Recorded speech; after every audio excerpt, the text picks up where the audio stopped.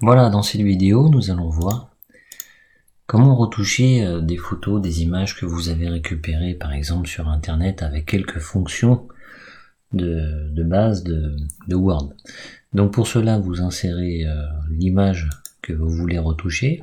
Donc là, on va aller la chercher sur l'ordinateur en faisant insertion image, et je vais aller dans mes images et je vais récupérer la photo de Mbappé. Donc voilà, ça c'est une possibilité. Sinon, le glisser-déposer fonctionne aussi très bien. Là, je vais la supprimer. J'ouvre l'explorateur, je réduis ma fenêtre. Voilà, je prends Kylian, je le dépose ici. Ça fonctionne aussi. Voilà, donc libre à vous de faire votre choix. Alors, une première fonctionnalité très intéressante, c'est celle de... Alors, quand vous cliquez sur l'image, ensuite vous avez un nouvel onglet qui va apparaître en haut, qui s'appelle mise en forme. Donc tout un tas d'options, vous pouvez donc faire des corrections de luminosité, voilà, on vous en propose. Si l'image ou la photo que vous avez pris est trop sombre, vous pouvez l'éclairer.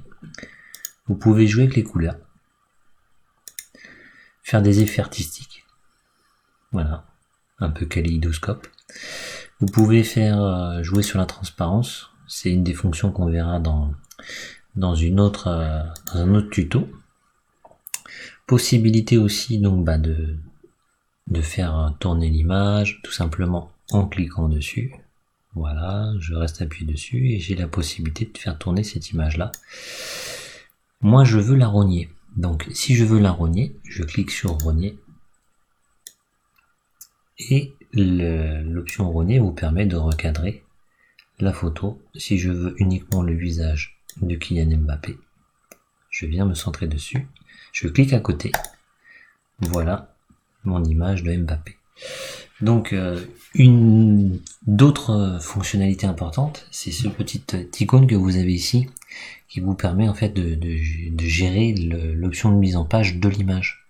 Donc si je clique dessus, j'ai différentes possibilités. Je vais pouvoir mettre l'image, ce qu'on appelle en encadré, c'est-à-dire tout autour où vous aurez du texte écrit, c'est une possibilité.